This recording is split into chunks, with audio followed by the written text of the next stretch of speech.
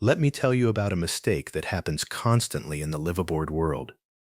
Someone retires. They have done the research. They buy the newest boat their budget will allow. Modern electronics, clean lines, a galley that looks like it belongs in a magazine. 6 months later, the reality arrives. The modern systems that work efficiently become expensive when they fail. The open plan layout that photographs beautifully has nowhere private to go on a rainy afternoon. The boat was designed for weekends. They bought it for retirement.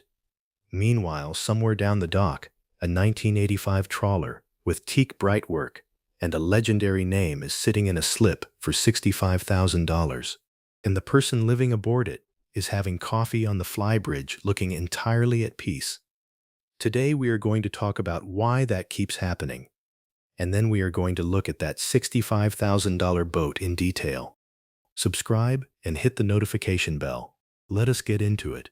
Here is the core problem. Most people shopping for a retirement liveaboard optimize for newness, modernity, and appearance. Low hours, current electronics, interiors that look like apartments. None of those instincts are wrong exactly, but they consistently lead people toward boats designed to be sold rather than boats designed to be lived in. Picture a retired couple at a boat show. Modern express cruiser, 40 feet, huge salon, glossy finish. They buy it. Then the first long cruise happens. No lower helm, so when weather turns they have to sit in it or stop. Narrow side decks that felt fine at the show feel different at sea. The boat was optimized for the weekend buyer, not the retired liveaboard. A boat designed for retirement looks completely different. A lower helm for bad weather days. Wide protected side decks. A layout that flows naturally for two people sharing a small space every day. Systems that every mechanic already knows, and a price that leaves real money for the life itself. That description points directly toward the classic American trawlers of the 1970s and 1980s. Over-engineered, slower, heavier, available today at prices that seem almost impossible given what they actually are. The boat is the 1985 Grand Banks 36 Classic, Alberta, Alabama, $65,500. In the trawler community, that name means everything. Grand Banks is the benchmark. When experienced cruisers talk about what a proper liveaboard trawler looks like, the Grand Banks Classic series is almost always the reference point. Designed for passage making and full-time living, not boat shows, not marina photography, but actually going places and living well while doing it. 36 feet, 12.2-foot beam, 4-foot draft, deep V fiberglass hull, 26,000 pounds. That 4-foot draft gets you into the intracoastal waterway, the Great Loop, every shallow harbor along the East and Gulf coasts. This boat goes where others cannot. She cruises at 8 miles per hour, tops out around 10.5. A boat that covers ground comfortably and economically. A boat that rewards patience, which describes the best version of retirement rather well. The engine is a Caterpillar 3208 diesel, 210 horsepower, 6,500 hours. That number will concern some people. Here is the honest picture. The Cat 3208 is one of the most proven marine diesels ever built. Mechanics everywhere know it. Parts are available anywhere. At 6,500 hours, on a well-maintained example, this engine has been broken in and proven every weakness it was going to develop has already been addressed.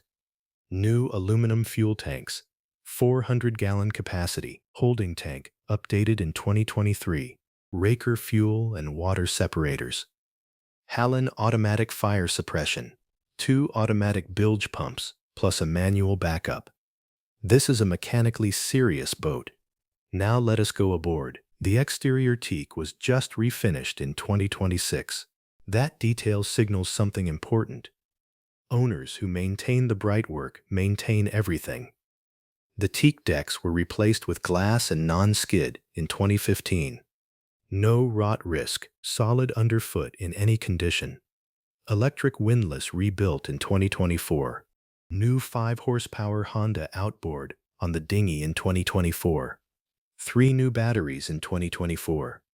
This is not a boat waiting for attention. This is a boat that has already received it. Step below, and something happens that modern production boats consistently fail to achieve at this price. It feels like a home. Rich teak woodwork throughout, teak parquet floors, L-shaped settee with built-in storage, a teak drop-leaf dining table, a teak bar.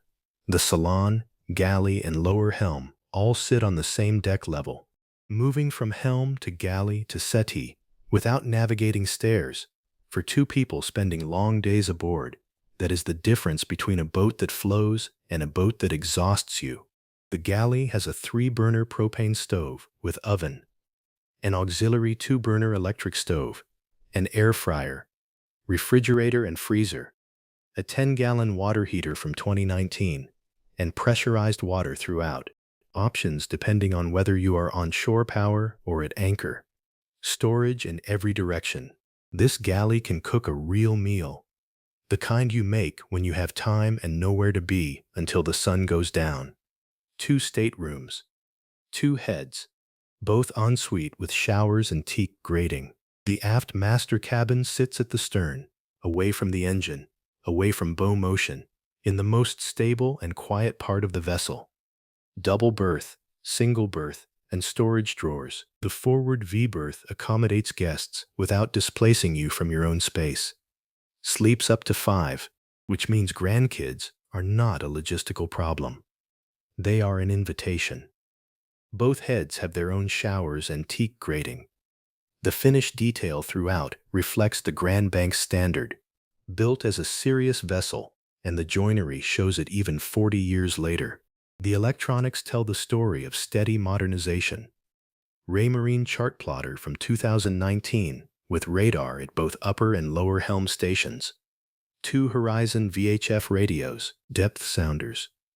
The autopilot is functional, but needs a new controller to communicate with the chart plotter. A few $100s and it is resolved before you leave the dock. Now the 2 helm stations.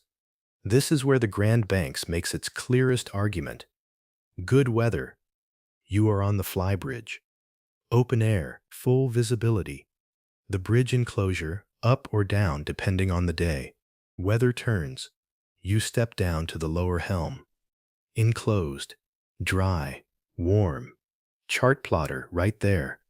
VHF right there, still running the boat without getting wet or cold. That modern express cruiser had 1 helm, and it was outside. On this boat, you never face that choice. For a retired cruiser doing the Great Loop or the Gulf Coast, that flexibility changes the entire character of extended cruising. A 3.5 kilowatt Kubota generator, 3,000 watt inverter and charger, 3 new batteries from 2024, 30 amp shore power, air conditioning and heat throughout.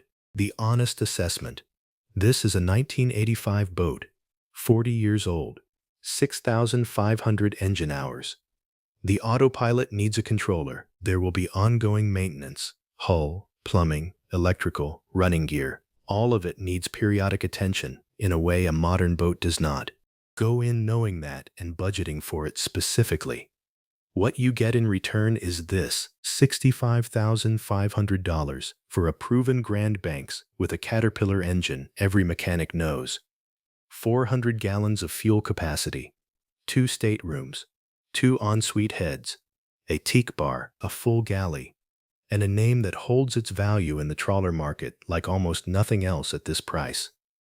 And if your budget was $200,000, you now have $134,000 remaining for slip fees, for maintenance, for provisioning, for the life itself.